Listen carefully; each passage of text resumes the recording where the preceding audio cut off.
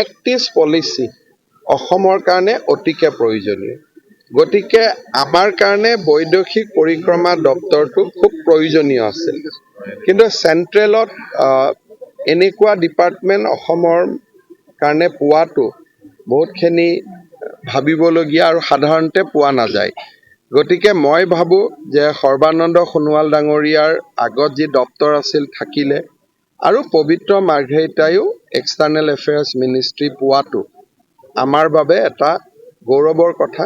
আৰু মই অলপ ব্যক্তিগতভাৱেও ভাল পাইছোঁ যে আমাৰ শুৱালকুছিত টেক্সটাইল আছে, গতিকে তেখেতে টেক্সটাইল মন্ত্ৰীও পাইছে। গতিকে মই ভাবোঁ যে অসমৰ কাৰণে এইবাৰ কেন্দ্ৰীয় মন্ত্ৰীসভাৰ যিটো গঠন হ'ল, অসমৰ কাৰণে ভাল। বিশেষকৈ Bangladesh, Bhutan, Myanmar, Singapore, Thailand, এই সাউথ ইষ্ট এছিয়াক লৈ আমি যিটো পৰিকল্পনা ইমান দিন কৰি আছিলোঁ, পবিত্ৰ মাৰ্ঘেৰিটাৰ উপস্থিতিত আমি সেইটো আগুৱাই যাব পাৰিম। এক্সটাৰ্নেল এফেয়াৰ্ছ ডিপাৰ্টমেণ্টৰ যি ৰাজ্যিক মন্ত্ৰী দায়িত্ব আছে, এডভান্টেজটো ছাৰ কোনটো দিশৰ পৰা ইমান বেছিকৈ পোৱা গ'ল, যিটো আগতে দিয়া নাছিলে?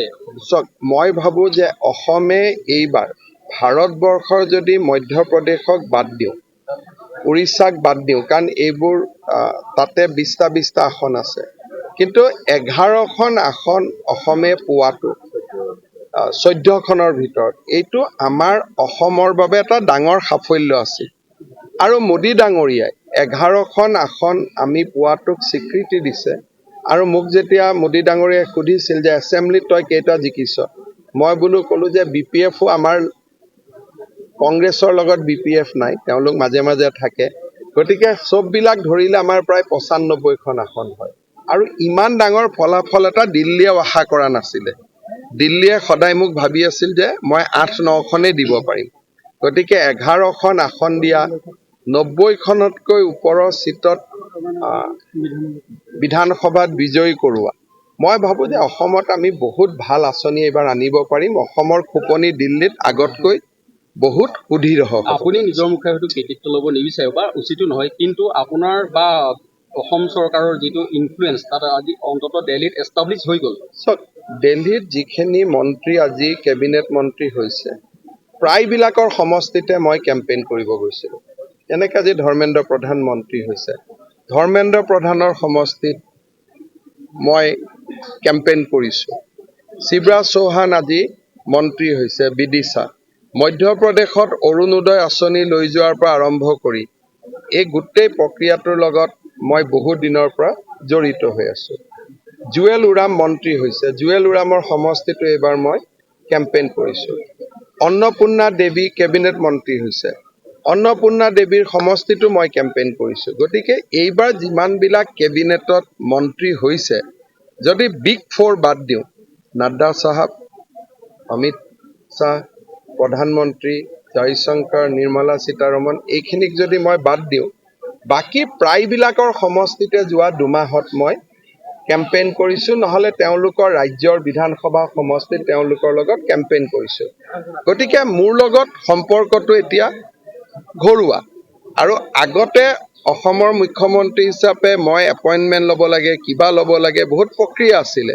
এতিয়া মোবাইলতো যদি কৈ দিওঁ যে মোৰ ঘৰলৈকে আহি যা মই তোৰ ঘৰত গৈ আছোঁ, একেবাৰে মসৃণ হৈ গ'ল। ধৰক যোৱা 4থা দিনাখনে মহাৰাষ্ট্ৰৰ মুখ্যমন্ত্ৰী ডাঙৰীয়াক মই ফোন কৰিলোঁ যে আপোনাক এবাৰ মই লগ কৰিব খোজোঁ, বোলে নহয় ময়ে আপোনাৰ ঘৰত আহি আছোঁ। বা কেতিয়াবা কোনোবা এজন এতিয়া যিটো চেণ্ট্ৰেলৰ মন্ত্ৰী, যাকে মই ফোন কৰোঁ, হয় মই তেওঁৰ ঘৰত উইদাউট এপইণ্টমেণ্ট যাব পাৰোঁ, বা তেওঁ মোৰ ঘৰত উইদাউট এপইণ্টমেণ্ট আহিব পাৰে।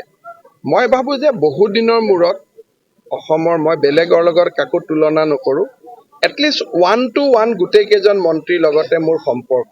কিন্তু মোৰ সম্পৰ্ক হয়তো লাভ নাই, মোৰ যিখিনি সম্পৰ্ক, এইখিনি ৰাজ্যৰ উন্নয়নৰ স্বাৰ্থত কেনেকৈ ব্যৱহাৰ কৰিব পাৰোঁ, সেইটোৱে প্ৰচেষ্টা থাকিব। সেইকাৰণে কেতিয়াবা অসমৰ বাহিৰত গৈ প্ৰচাৰ চলালে লাভ হয় যে 1-to-1 ৰিলেশ্যনশ্বিপ হৈ যায়। আৰু ৰাজ্যিক মন্ত্ৰী প্ৰায়বিলাকৰ সমষ্টিতে মই গৈছোঁ। এইবাৰ কেন্দ্ৰত যিমান ৰাজ্যিক মন্ত্ৰী হৈছে, পশ্চিম বংগালৰ প্ৰায় 2জন মন্ত্ৰী হৈছে, 2জন মন্ত্ৰীৰ সমষ্টিতে মই গৈ কেম্পেইন কৰিছোঁ। গতিকে মই ভাবোঁ যে এইবাৰ অসমৰ কাৰণে বহুতখিনি ভাল পৰিৱেশ আমি পাম।